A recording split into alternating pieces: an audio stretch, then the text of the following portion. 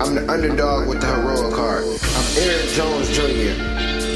I have to keep pushing for my kids. If I give up, what's that leave them with? Nothing. I have to understand that it's bigger than me. That it's not about me when I wake up and go to work. It's not about me when I'm reading to educate myself. It's not about me when I'm practicing my speeches. It's not about me. It's about my family. Hey, you're now tuned in to Underdog Talk Podcast. I'm your host, Eric Jones Jr., the underdog with the heroic heart, and I have conversations with successful underdogs. And today we have Kellan F. I'm going to let him say his last name because I don't want to jack it up. But we have Mr. Kellan. How are you doing today, sir? I am fantastic, Eric, and the last name is Fluckier, and it's always complicated, so no problem at all.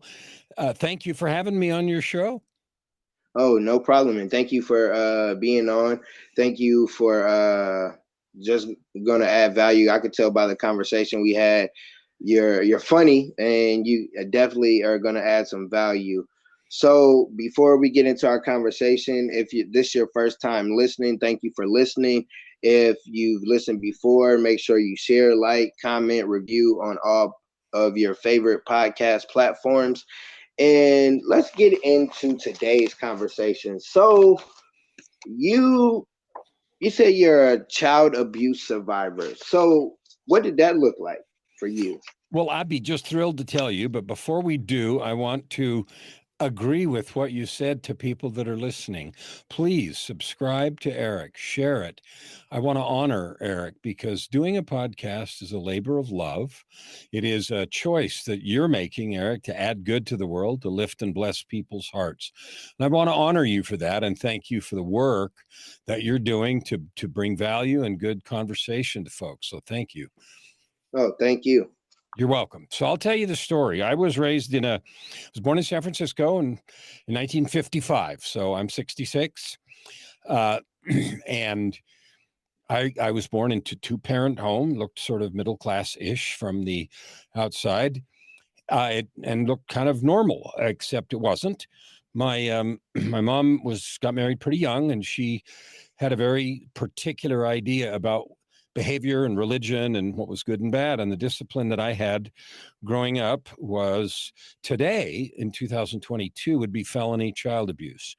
A lot of beatings, a lot of physical, emotional, and other kinds of abuse. For example, I remember hiding in my room, wondering why I was so awful that I had to get beat every day. And I remember getting dressed even in high school. When I was old enough to defend myself, I was so frightened I didn't. I remember getting dressed last in the locker room in high school because I didn't want anybody to see I was black and blue because I was so embarrassed that something's wrong with me, like nobody else is like this. So that kind of feeling, what it did, and I've long since gotten through that, and we'll talk about that because that leaves marks. What it left on me was a real knowledge that I wasn't good enough. Like I believed to the core of my soul that something was fundamentally wrong with me and that I would never be good enough. And so I left home when I was 17 and I spent the next 35 years. Now you'd think if you get away from home, you get away from that, but you don't. You don't get away from it unless you do something. And so I spent the next 35 years until I was 52 living a roller coaster of depression, of creating success career-wise, and then sabotaging it, trashing it, creating it again, trashing it. Relationships, the same thing. Get married, have some kids, trash the relationship, do it again and again. So I was married and divorced 3 times. I created some really significant financial and business success only to believe, I didn't realize it what I was doing at the time, but believe, I don't deserve this. So I would trash it and rode that roller coaster for 35 years. And part of it was when the self-loathing got bad, then I turned, of course, to alcohol and drugs. And so that included, stints in rehab and the whole 9 yards. And so that huge roller coaster, and it was high, meaning the roller coaster up and down were high. Like I made a lot of money, and then I would trash it and do it over and over and over again because I kept living that song in my heart of, I'm not good enough. I don't deserve this. I have to prove that I'm okay. And then when good things would happen, instead of being satisfied, I would believe I didn't deserve it and I would trash it. And so that went on and on for decades until August of 2007, when I had a dramatic intervention and things changed. So that's the story of the abuse. I was physical, emotional, mental, mostly physical, and it left me depressed, convinced I was not good enough, desperate to get outside approval, and all my, good vibes had to come from somebody telling me I was okay, and convinced that I didn't deserve it even when I created it. So I ended up trashing it. As crazy as that sounds, that's kind of the gist of the journey, and I'm happy to talk about any details, but that's the gist of the journey there up until the dramatic change in 2007. That's I'm sorry that you had to go through that, but you had, everybody has to go through something to get to where they're supposed to. But that's crazy. Like for like my culture, my upbringing, I got a lot of whoopings too, but I didn't get like beat. Like sometimes I would hear friends, oh, I've been hit with an extension cord, I've been hit with this, I've been hit with that. So I haven't to that extent got beat that much. The worst I think I got was my dad hit me upside the head with a plate. I forgot what I did, and I was like so in shock that he did it. But I remember getting whoopings every day and feeling like anytime I did something, I was gonna get in trouble. It's like, man, I can't even be a kid, and it used to be crazy to me. So now being a parent, I don't whoop my son. I whoop. He's about to be 8. I've whooped him probably like 3 times, besides like tapping his hand since he was a kid, because I just remember that it wasn't. I guess it was. I would say it was trauma, because I didn't feel like I was always loved either. I was like always was getting in trouble, and it was always a whooping first. It was like never, hey, are you having a bad day? What's going on? Because for me, being born with the disability and going through and getting joked on at school and all that, it was like, I kind of wanted to do me, and no one kind of understood that. So I definitely can somewhat relate to what you said about definitely about not feeling good enough as a kid, and like wondering what's next, what's gonna happen. But every day you dang near, you're getting a whooping because you done something that wasn't necessarily even wrong. Being kids, you're being a kid. And I think as a parent now, I understand like when my kids do something, it's like, okay, you're being a kid. Now, if it's overboard, let's talk about it or whatever. But that's how I can kind of relate to your story. But what you said was like it didn't just like mess you up a little bit in your 20s. It wasn't like something that just happened and then you got over it. You said 35 years. I'm 35 years old right now. I'll be 36 in May. So like my entire like for the whole 35, you've had to go through a roller coaster of what you said, oh, being successful, having this good life, everything looking great, and then boom, you trash it. And then one thing before you were married 3 times. I was married before 3 times. Like how did you with that? And I don't want to stick on that, but I just have a question on it. How did that go? Like how long did like were they long marriages or was it like short? Like how did you go about that getting married 3 times? Well, so the first time I got so the interesting thing was I remember wishing I would die sometimes during the beatings because I figured then that my mom would get in trouble. That's the only way she was going to get in trouble because the idea you could go talk to somebody else or get some help just wasn't on the radar screen. I was too afraid to do that. But anyway, the first time I got married, I was 22, I think. And my mom, objected, don't. But I did anyway. So she didn't treat my wife well. And we got along okay for a while. But here's the thing I had never experienced what being really loved was. I was only okay as long as I did what I was supposed to. So I had a warped view of what relationships were, and I didn't know how to be a partner very well. We stayed married about 4 years, 4.5 years, and then I just trashed it. I just started behaving badly, and I didn't hurt anyone. That wasn't part of the. I had the same feeling you did. I'm not doing this, and I certainly never, did anything physical to my spouses. But I just started pulling away, and eventually I cheated on her, and she never kicked me out. She was willing to continue. I didn't believe I deserved this, so I had to end it. And it was messy and ugly. And then my mom, who didn't like her anyway, then hated me worse because there was nothing worse from her perspective than getting divorced. So I was a pig to start with. I was an idiot for getting married. And then I'm an even bigger pig for getting divorced. And then on top of that, I had 2 kids with that first wife. My mom didn't want to have anything to do with them.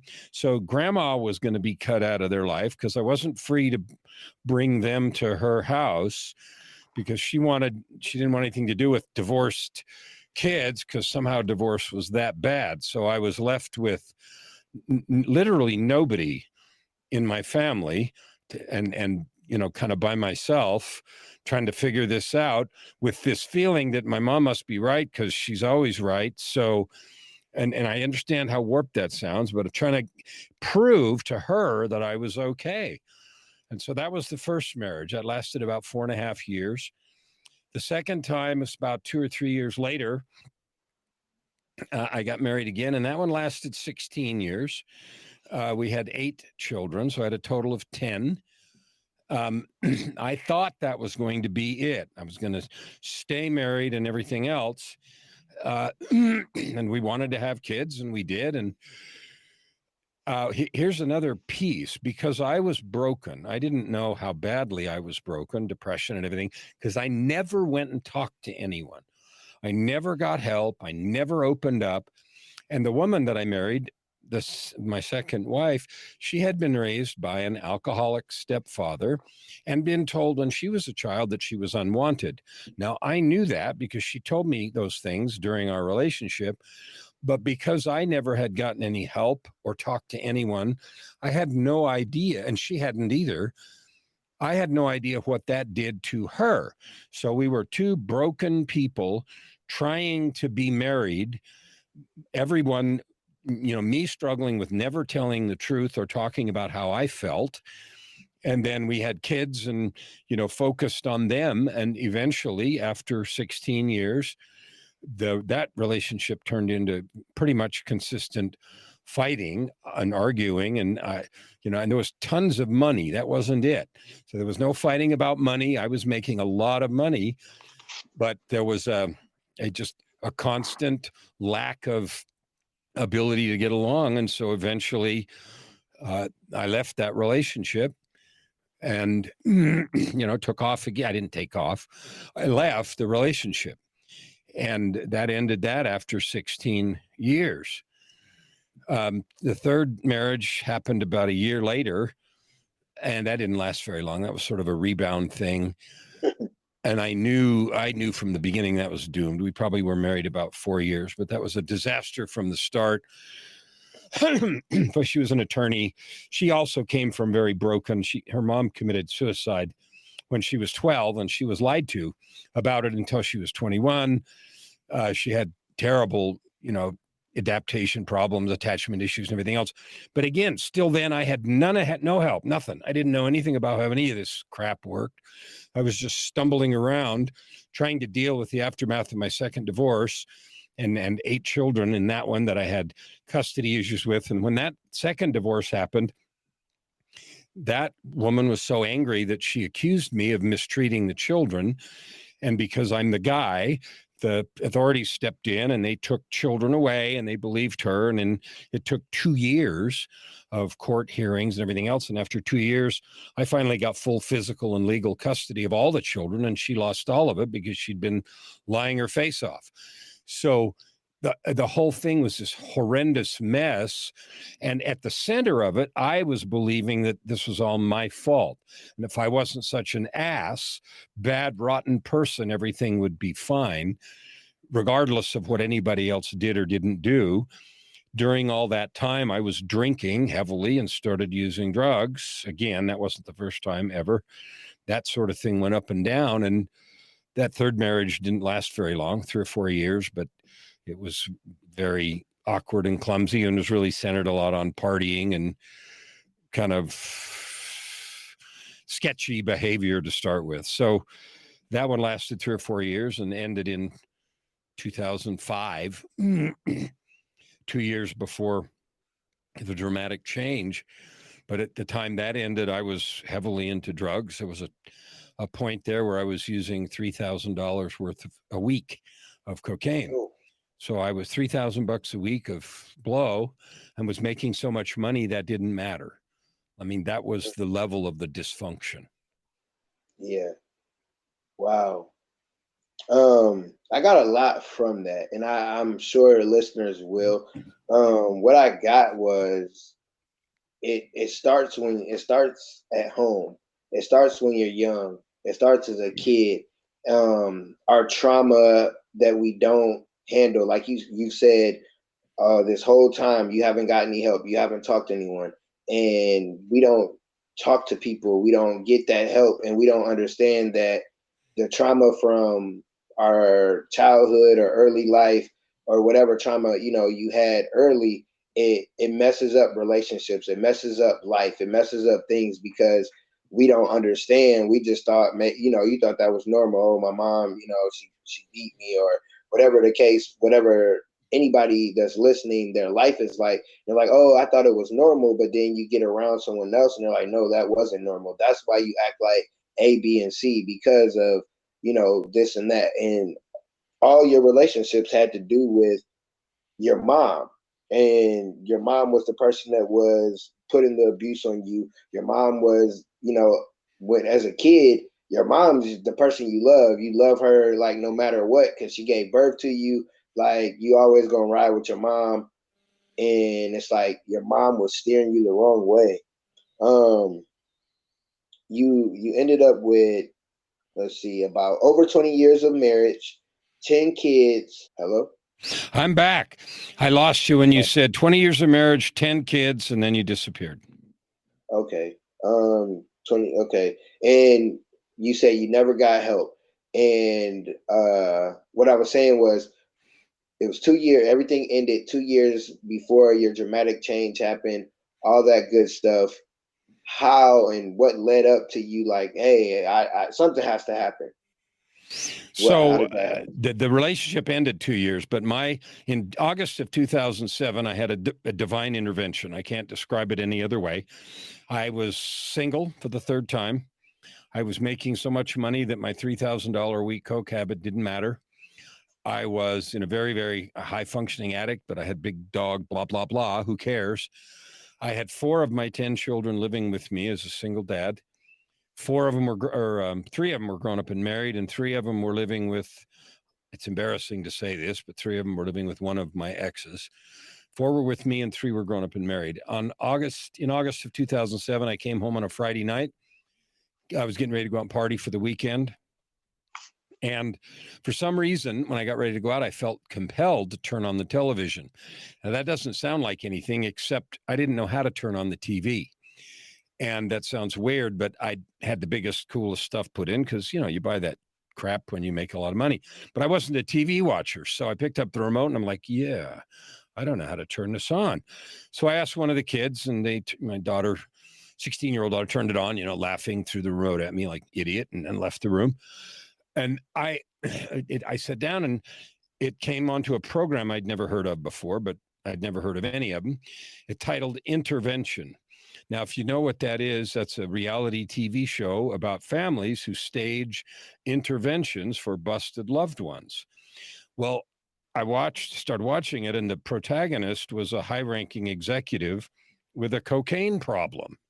So I'm watching this, and I'm thinking, okay, like there's my life on the screen. I watched about 10 minutes and I said, yeah, screw that. I'm not watching this. So I turned it off and I went and did some other stuff for, I don't know, 15, 20 minutes. And I got ready to go out again. And I felt just absolutely compelled to turn on the TV. So this time I knew how. I turned it on and it landed. That program started over. And no, I don't have a DVR. No, I don't have a recording device. No, it wasn't on the schedule. And no, it can't do that. I get that. But it did. Scared the crap out of me. So I thought, okay, I guess I better watch this. So I watched it and it went badly. The guy yelled at his family and denied he had a problem and stomped out and all the stuff. But it freaked me out enough that I didn't go out to party. I went to bed. And when I went to bed, I went to hell. Now, what I mean by that is I felt like I went somewhere out of body. I was in a theater like setting, big, and I was alone. But on the stage, all the scenes of my life were replayed, not fast, but slow, focusing on suffering. All the suffering that had been inflicted on me as a kid, up through all the suffering I had inflicted on everybody else as an adult, as an addict and a liar and a, crappy partner and all of it. And it was just so intense. And after a very long time of watching this whole drama unfold, a voice said to me, "It is enough." And I woke up and the sun was shining in the windows, which was weird because the windows faced west. And I got up and I realized it was 5 o'clock Saturday afternoon. So I'd been somewhere for almost 18 hours. And I got up and threw $1,000 worth of stuff away that I had. I realized, okay, I've been invited to change with very dramatic fashion. I have no idea what to do. I have no idea how to do this. I have no idea about any of it, but I know that what's been going on, I'm done. So I quit cold turkey, $3,000 a week to zero in one day. That was the end. And that got me sober, but it didn't do anything about what you observed earlier, which is that I'd never talked to anybody and I didn't know anything about any of this crap. That shoe, the other half of this divine intervention, happened 2 weeks later. So I went back to work and I used to get all kinds of free stuff because I had a very high ranking position. And so people from other companies, CEOs and stuff would give me free tickets to this and free expensive bottles of booze and all that sort of stuff because they wanted to be nice because I made important decisions. So one of the things I got was a free pair of tickets to a concert. And the guy's name is Yo-Yo Ma. Now, if you know classical music, you know who that is. And if you don't, you don't. But in classical music circles, that's as good as it gets. So I thought, wow, I'm single and I'm thinking it'd be a shame to waste this other ticket. So I asked in the groups that I managed, I said, does anybody like classical music? And some lady in one of the groups said, well, I do.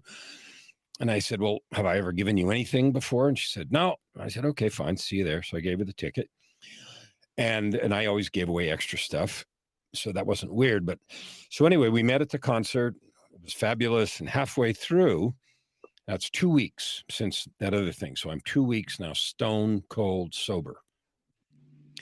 Halfway through the concert, this feeling came over me that I recognized from 2 weeks before that was like otherworldly. And a voice said in my head, you need to marry this woman.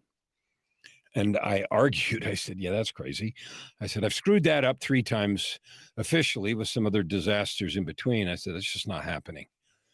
And later that night, we were backstage because, of course, there were, backstage passes. And the feeling and the voice came back and said, and you need to tell her tonight. So I argued, she could have me arrested for harassment and stuff. She worked for me. And I mean, what? I don't even know her that well. I can't do this. But you don't win those arguments. So I did. And it went about like you would have expected. She thought I was crazy and but she didn't call the cops, gratefully. She said, well, are you crazy? What are you talking about? We don't even know each other, et cetera, et cetera. Within 2 weeks of that, she had her own set of experiences. I walked away from millions of dollars of contracts. She quit the career that she had. And we walked off into the sunset to recreate life together. And 3 months ago, we celebrated our 14th wedding anniversary. Now, as fabulous as that story is for a love story or whatever, the real important is this. She was the angel that was sent to help me get a handle on mental illness and depression. She helped me find counselors. She helped me figure out how to be a person, how to have a friend, how to be a friend, how to tell the truth, which I'd never done in my life. All of that stuff was brought with that other half. So the two pieces of that incredible intervention was the invitation. I mean, it didn't do any of the work, but it was the invitation to completely change my life. And so I walked away from the entire industry, millions of dollars of contracts, everything I'd done before, and so did she. And since that day, we've created a new business. I've coached people. I've written 16 books.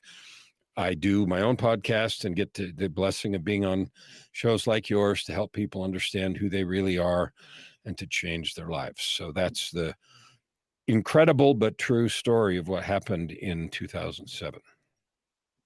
Man, that's dope. Like that's super dope that you actually listen. Because sometimes it's our gut, it could be a higher power, whatever it is, there's a voice telling you to do something and you don't do it. And you just don't know what kind of opportunities you miss out on. And the first one, it's funny that you said something about a show. So when I was married, the first time I cheated, right? I cheated in my marriage. It was a movie or it was a show or it was something on, and it told me don't go. Like it was telling me don't go. Like, but I didn't listen, and I went, and that kind of ended my marriage. But you listened, you sat there, you didn't go out, you watched the TV, and that show helped you, and then it just really kind of opened your eyes to like, okay, let me stop doing these drugs. Okay, all right, life's cool. Then out the blue, you go on a date with a woman you never, I mean, you know her, but you don't know her really, and it says, hey, marry her.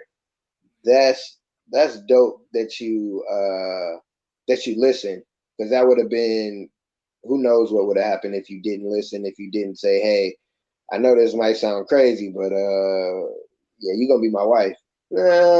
She probably was looking at you like, oh, okay, did you have something to drink? What's going Well, on? here's the thing. This wasn't even a date. I mean, I didn't even know her. I'm just trying to get rid of this other ticket, and I wanted to find somebody that knew classical music. I mean, it could have been a guy. It wasn't like I needed a woman to say, yeah, I was just trying to let somebody enjoy this other ticket. So we didn't even, neither one of us were thinking of it as a date. I didn't even know if she had a boyfriend. I wasn't, it wasn't like that. It was like, I got this ticket. Who wants to go see this guy play? In classical music circles, it's best as it is. Yo-Yo Ma is like, and I'd Yeah. be ashamed to waste this ticket. So yeah, everything you said exactly right, except it wasn't even a date. It was just like, here's this ticket. Let's go. Wow. And that wasn't the first one. I mean, it was the only one with her, but I'd given other stuff away and gone to other concerts with other people. It wasn't like that anyway. And so, yes, your observation is exactly right. Every time one of those things comes to us, it is always in the form of an invitation. And it doesn't remove the difficulties or take away the work, but it requires what you said, which is that we say yes. Yes, that's so true. It's because it's like when, like, if you pray or if you speak stuff to existence, you're like, oh, I need a new job or I need some more income. Then the opportunity of the income comes. It's the invitation, but you don't take it, and then you're like, man, why am I in this situation? And then depending on how you think, you're like, man, I remember that one job. And then it's like, dang, they making this amount of money now. I could have been making that, but you didn't take that invitation. Not saying every invitation is something that you take, but when it's something that seems challenging, uncomfortable, but it's something good. It's like, okay, I've never done this before. Let me try it out. You should take that invitation. Um, that's it's you gotta yeah, crazy, like a crazy unique story when it comes to marriage and ladies. I think you and one other person. I think she stayed. Where did she stay? I think in England, and she had crazy little love story. And then her last one was crazy, but then she ended up marrying him. They've been married for 10 plus years. And just like you, I wasn't thinking you were gonna say y'all got married. I was thinking like, maybe she just was your friend, helped you out or whatever. But you said y'all been married almost going on 14 years. That's awesome. 14 and So, a half. And I didn't tell you the funniest part. Her okay. name is Joy. Like, you Oh, can't make this stuff up. It's like God said, look, dipweed, you don't know how to do this. Let me help you. That one. yeah. And if you do read the Bible, it says two is better than one. And sometimes we don't listen, especially in relationships. We got this certain person in our head, they look like this, they'll do this, and that's not the person that you need. It was the person you want. And the person you need comes out of nowhere in a form that might not even look like the type that might have been even wanting to date, whatever the case may be. But it's always out the blue when that person that you need comes into your life. So you get that, you like, all right, y'all, you guys start talking. um what particular thing did she say or do to help you change your mind of getting some help? Well, I was honest. For the first time, there was something about her because she was divinely appointed, but there was something that made me feel like it was okay and right and needed to tell her. So I told her what I'd been through and the things that had happened before. And she didn't freak out or give me a bunch of advice. She looked up people for me to talk to. She just like she taught me how to have a friend. I had never in my life, boys or girls, had a friend. I was alone. I didn't know what that was like. So she taught me what a friend looks like, what they sound like, what they do, what they don't do, what they put up with, what they don't put up with. She found me counselors to talk to, and I was an atrocious client to start with because I didn't know how to tell the truth to them either. I thought I had to control the session, and I was supposed to already know the answer. And I went through 4 or 5 of them before I even learned to tell the truth to the shrinks I was talking to. Because you got to remember, it's 52 years of telling nobody nothing. So I did this, and she would find them. She'd look them up, and she'd look at their credentials and say, this person's not probably good. Hey, I found this person like this. And she found me one guy that was my favorite. He was 10 years older than me. He had long hair, ponytail, ex-biker, ex-drug addict. And oh, by the way, he's a forensic PhD psychologist. Oh, yeah, I can talk to this guy. Well, she found him. And, he was one that was very instrumental in helping me and identifying ongoing behavior that I had that was damaging. So, for example, because of the divorces and the drugs, some of the kids were estranged. They didn't want to talk to me, and they would blame me for everything wrong in their lives and talk very negatively and abusively, and that would freak Joy out. She'd say, "Why are you putting up with that?" And I thought, well, it's my fault. And finally, I was talking to the counselor about it, and he just looked at me and he said, "You're allowing yourself to be abused." He didn't say that. He said, "The abuse continues. You have to put boundaries. You have to do this and that." And he had to teach me that making amends or apologizing or doing the best you can is what you do. We're supposed to when we're trying to fix things, but allowing someone to continue to use you as the scapegoat, to abuse you, to refuse to forgive yourself for mistakes when you've changed and done the best you can is harmful and negative. I had to learn all of that, and she was there for all of it. She listened to all of it. She found me people to talk to, and she was literally um, the angel. Like, she knows that she knew this, knew this and agreed to this assignment before she came to this world. We know that, and that might sound a little weird for whoever, and I really don't care. It's true. Yeah, that's crazy that her name is Joy. Yeah, Um, he can't make yeah, this. And she's my business partner. She now is very involved in my coaching business. She runs all of our contractors. She helps, does our website work. She's a degreed designer. She helps with, she does all kinds of stuff. She's not only a life partner, she's a business partner. She's completely involved in everything. We're partners first to last breath.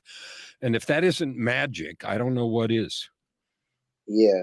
You actually giving me hope, like on the relationship tip. But what I love that you said, she taught you how to have a friend.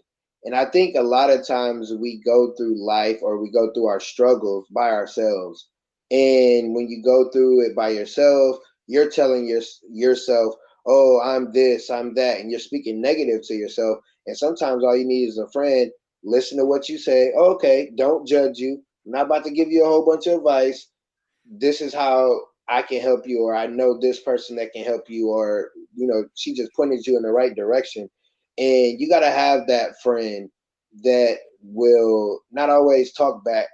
And when I mean talk back, they don't always say something when you're telling them something dramatic, when you're telling them how you really feel, especially for us as men. When we release our emotions, our feelings, and those things, we don't want to hear what someone else has to say, especially if it's our woman. Just let us talk, and then if you got some type of advice to help me in this situation, cool. But I don't want to hear a whole bunch of other stuff or you judging me because stuff happened in my life. So I love that. I love that she taught you how to have a friend, and then once you were able to understand what a friend was, you were able to open up because you knew, all right, my life ain't too fucked up. It's messed up. I had a lot of, but I'm worth more than this. I matter, because throughout the whole thing, it sounded like at points you told yourself you didn't matter, and sometimes people go through that, and it's because of the trauma you had from when you were a kid, and you're just now handling it. Well, at the time of the story, at 52 years old, and some people don't even make it to 52 years old. Some people, they or they're 50 and they're stuck in their ways. Oh well, this is just how life is. That's just how it's gonna be. And when that change happened, when you start opening up, when you start understanding life in a different mindset, how did coaching, like how did you go from dealing with your own shit and then going to coaching? How did that happen? Well, here's what happened. I looked at I knew I wasn't done doing things and I had to do something. And so I thought, what do I know how to do? Well, in my consulting, the thing that had made me so much money, what I did a lot of was I was the guy that got called to do things that were really hard. So I realized I have a talent at helping people do things they don't believe they can do. Okay, cool. What is that? Well, that sounds like coaching. So I went and I looked online and looked up some coaching schools and different books and went and took some classes and got some certifications and just sort of dug into it. And then the power of it was because it was connected to my own healing. I realized that that was the greatest joy that I'd had. When I was making all that money, I was doing a thing that I was really good at, but it was over there. This was connected at the soul level, like I'm helping people do good things. I'm adding good to the world. This is good. This feels good. And so it was a thing that I sort of started like, well, I know how to help people do hard stuff. I've been paid a lot of money to do that. And then it turned into an experience where I realized that it was a fulfilling, it was meaningful. And so when I say, I only have one goal for 2022, and that is I'm going to help 10 million people discover, develop, and serve with their divine gifts. That's all I do. First breath in the morning to last breath at night. So when people say, what do you do for fun? Uh, this. This is what I do for work. It's what I do for fun. It's who I am because I love being in the people encouragement business. I love it. I love it because the first thing that you said, what do I know how to do? And that's where people, that's the vehicle. That's the vehicle that we all have. What do I know how to do really good? Because everyone that's listening, everyone in the world is good at something. God didn't just put us on earth just to put us here. We're all good at something. We all have a gift. And you realize, oh, I'm a problem solver. Okay. I made a lot of money before. That was cool. But what the one thing you said, it helped your own healing.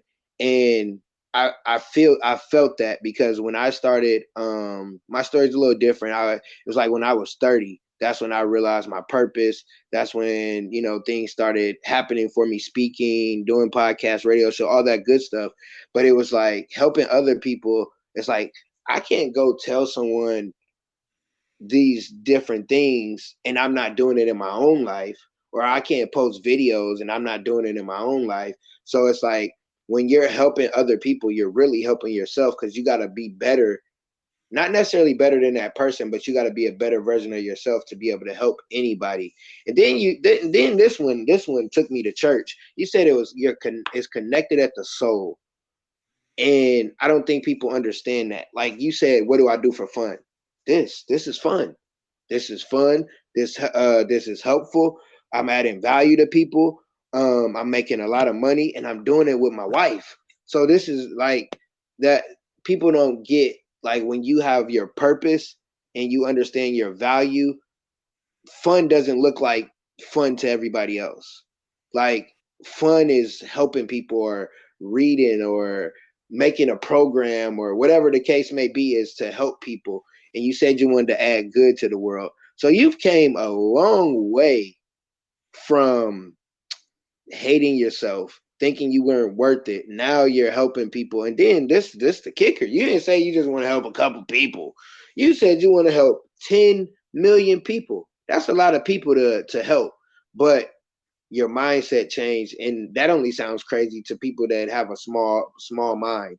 Like 10 million people, or making $10 million, that's not something that's hard. It's something easy when you're doing what you love to do. And that's what you're doing. You love to do it, and you're doing it with your wife, which is super dope. Because before I got married, one thing I noticed: a lot of most successful men have a wife, because you need that woman. And even though I got a divorce, I know at some point that woman, I don't know if my story gonna be, as crazy as yours, where hey, you want to go to the basketball game, whatever the case may be. But I know that's why I was saying there's hope. Like, you've been through several marriages. You weren't the person you were that you needed to be, and that's why things weren't successful. Like, you were successful externally, but internally you weren't successful. And that's super dope that you were able to um overcome that. So as a coach, what are some of the, like, what kind of coach are you? Because I know there's different coaches. What is your thing with coaching? You know what? I love that question because the answer is there's not an answer. I'm not a quote relationship coach or a business coach or a mindset coach or a success coach or anything else. A person that is tired of living in mediocrity. I work with people who have committed to end addiction to mediocrity and settling for half or a third or some crumbs compared to what they can have. I'm the coach for the guy or the gal who's ready to live that divine purpose, who said, you know what, I don't care how much money I have made or haven't made. There is a yearning, there is a empty spot, and every curriculum is different. So a person comes, I listen to who they are, where they've been, what they want to do, why they're not there already, what they've tried, and then we figure out how to do it. And no matter why they come, a guy owned a pharmacy, he wants to double his income. A guy owned a marketing agency, he wanted to make more money. Somebody came and wanted to work on some personal issues. It doesn't matter why they come. After 4 or 5 sessions, we are always working on the same thing, and that is you can have anything you want if you choose to be the person that creates it. Who you're being is the only thing that matters, because from the place of being that person, you can have any flippin' thing you want. Having is not hard. choosing to be in every breath, in every thought, in every motion, in every piece of language with yourself, with your partners, with your belief, with your actions. Who you are being is the foundation, because from that place, you can create anything you want. Mm. I was writing notes as you was talking, but I love it. I love it. I really do, because sometimes people put a title, or I'm this, I'm that. You like I'm shit. I'm just trying to help people. I have a method. I have a system. I have all these things that's help people, and I just want to help people that are stuck, that are in mediocrity, and that's super dope that you didn't like, oh well, I only do relationship, I only do this. No, it doesn't. You If you just want to be the best version of yourself, holler at my man Kellan, because it sounds like he's got it going on, and having is not hard. That is so true, because think about a kid gets everything they want. Having ain't hard. You just ask your parents. Sometimes you just asking a question, you could get something. But making the choice to be the best version of yourself, that's hard as hell, because you gotta like you said earlier, boundaries. You gotta internally work on yourself, because if you don't work on the inside, that outside, how everybody looks or how everything is going on, it's not gonna matter, because you can have all the dollars in the world, but you go home and, like you said, you had a $3,000 addiction. You was making big money, but you was going home and you was depressed, you was going through stuff. Is because you never worked on the inside of you. And I love that you done that you put the boundaries, that you stop letting people use you, and stop allowing the abuse to happen to you. Like, that's super dope, because I know somebody's listening, they're going through abuse, they might have been through abuse, and they haven't went to go get help for it. And they think sometimes people are in abuse and they think it's okay and they think it's normal until they see joy. Everybody needs a joy in their life. I'm not talking about the word, I'm talking about the name, but you get what I'm saying. Everybody needs a joy in their life to help them see that you're worth more than what you're going through. I think that's super dope, man. Like, that's, yeah. And I just love, because for me, like, they like, what kind of speaker are you? I don't know. I just gonna tell you my story. I'm gonna tell you what I've been through, how I got through it, and I'm sure it's gonna help. And that's sometimes that's all that it is. It's like, I don't know what you would be called, a healer. You would be a value adder. I don't know if that's a word, like if that's a setup, but something of that sort is what you are, and you're on earth to help people. So just giving you your flowers, just from talking to you right now, like, you're a dope person, and I love everything that you said. I love that you didn't give up. You didn't give up, and you listened when you needed to listen. Because sometimes we don't listen when we need to listen. Well, Um, we mostly Go settle ahead. for crumbs, and we don't need to. If Mm-hmm. people really at the core understood who they are, divine beings with divine gifts and purpose, if they really connected with that truth, everything would change starting with that minute. It wouldn't solve all the problems in a minute, but their attitude and their feeling would be one of optimism, solution, hope, and creation, instead of defeat, settling for second best or ninth best, and giving up. Yes. Yes, it's so true. So before we get into the three topics of how people can have that divine purpose, or get to that step. Today's sponsor is christiandewan.com, my clothing line, positive energy through your clothes. You use the promo code Underdog Talk Podcast, you get 15% off.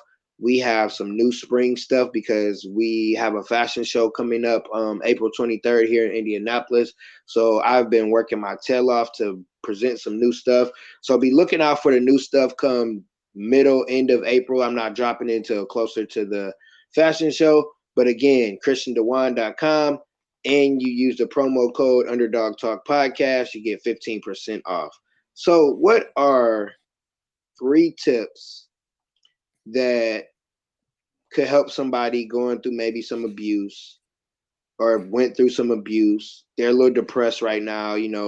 ever since COVID, life's been kind of messed up. What are 3 tips that someone could do right now that can help them change either how they feel, no, change how who they are as a person, to understand who they are as a person? Okay, number one, no matter where you've been and no matter what's going on right now, it's never too late. So and this is just hear this. No matter what is going on, no matter what you've been through or what's happened before, it's never too late to matter, to have big impact, and to change. So it's never too late. Never think, it's too late. I can't, whatever. So that's number one. Number two is you can't do everything at once. A lot of times we think, well, I have to just do all this stuff, and then it gets overwhelming, and so we quit. You know what? When I tell people, look, there's a success cadence. The success cadence sounds like this. I said it, I did it. I said it, I did it. I said it, I did it. So if you tell yourself you're going to change even one thing, I'm going to change this, I'm going to quit smoking. I'm going to quit vaping. I'm going to lose some weight. I'm going to quit letting myself.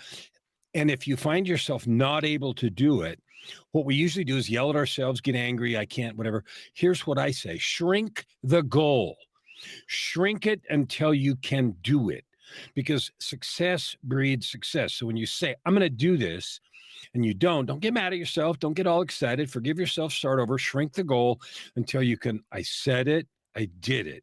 Because then you become a person that you trust what comes out of your mouth.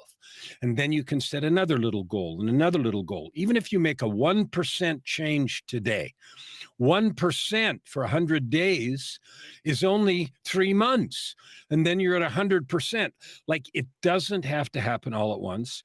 Don't think that, and don't get angry or frustrated or negative. I said it, I did it. So build yourself the success cadence. That's number two, which is I said it, I did it. And number three, you will be greatly benefited and blessed by working on loving yourself. We live in a place where we pretend we care about others, we are nice to others and everything, but when we're alone, we talk to ourselves poorly, we berate ourselves, we say negative self-talk. That's just so harmful. So here is the thing to do. Look in the mirror tomorrow morning, and then do it every morning. Look in your own eyes. Don't look away, and say, I love you.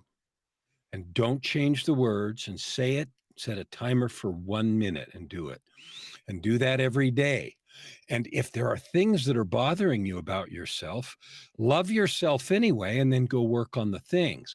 Don't hate yourself, because you can't grow and change from a place of self-loathing. So those are the 3 things I would say right now. Love yourself was number 3. Create the success cadence of I said it, I did it, I said it, I did it was number 2. Number 1 is it's never too late. No matter where you've been or what's happened, you can still have a life of purpose, prosperity, and joy, and make an impact. Man, I love it. I think I'm going to name this one Never Too Late, just because of your story, and just because of, how you never, it was never too late. And then you said, I said it, I did it, and loving yourself. But one thing that's super dope. So I was coming up with a shirt, and I was like, I'm going to put a mirror, and on the mirror, it says, I love you. And that's funny and I did that today. I haven't finished how I want it to look, but just you saying that lets me know that I'm on the right way. I just got to figure out how to make it look right, because I want it to be where someone's walking up to that person that has that shirt, and they're looking, and it's like they're looking in the mirror and say, I love you. And that's exactly what you said. Look in the mirror. But one thing you said, or 2 things that really resonated with me, is you can't do everything at once, and shrink the goal. The goal, like, because right now with me, I work a 9 to 5. I got the podcast. I got the clothing line. I'm an active father. A lot of things are going on. It's like, okay, I want to get to, point C, but it's like, I got to do one thing very good then everything else will start being, I'll be able to be good in in every other area. When you're good in one area, you'll be good in every area. So you got to dominate that one thing and then shrink the goal. Even though your goal is millions of dollars, shrink it. Make 50,000 first. Make however much you haven't made before that's closer to you of obtaining than it is to you trying to reach that super dream goal that you want to reach. Because if you can't reach the small goals, you're not going to reach the big goals. So I love that where you said shrink the goal and be 1% better. If you're 1% better every day, you'll be 1% of the world because everybody's not working on themselves every day. So it, as you said, work on yourself, be 1% better each day, and then eventually you'll be in the 1% where you're better than 99%. So I love it. Before we get all your links and how people can reach out to you and everything, I always ask my guests, give me an underdog quote. It could be your own, it could be something that you go by, but something that can help somebody out right now, an underdog quote. Underdog is a state of mind. You're only the underdog if you believe you are. Bam. Well, like I told the last part, I got to get that little machine where you got it got the little sounds. Like it would have been a drop the mic after that because that's simple. It's simple, but it's just a state of mind. And for me myself, being I'm underdog podcast, underdog with a royal cart. That underdog really just is a title, but I never feel like the underdog because just because someone else thinks I can't do it don't mean I don't think I can do it. So it's really just a state of mind. If you believe you can do it, you can do it. Like you said earlier, I said it, I did it. You got to speak it, you got to say it out loud, you got to speak positivity into the world. I appreciate this conversation. I think this helped me just as well as it helped the listeners because I'm always taking notes with what people say and just different stuff. So I appreciate you for coming on, adding value. How can the listeners reach out to you? Social media, links, however, website, whatever. How can they reach out to you? So, the fun thing about having a weird name like Kellan Fluckier is I can't hide. So the only reason you can't find me is A, you're either not looking, or B, you're spelling my name wrong. So if you spell my name right, and I'm looking at the stuff that Eric has and it's spelled correctly. So if you spell my name right, I can't hide. You can find me on Facebook and on Instagram and on LinkedIn and on YouTube and on Google because of the executive and other stuff I've done. There's 10,000 hits on Google. Just put my name in. You can find me. And I have a podcast also with 600 and something episodes called Your Ultimate Life. I've written 16 books. I've done a whole bunch of music. You can find me anywhere you want. And all you have to do is spell my name right and you win. Yep.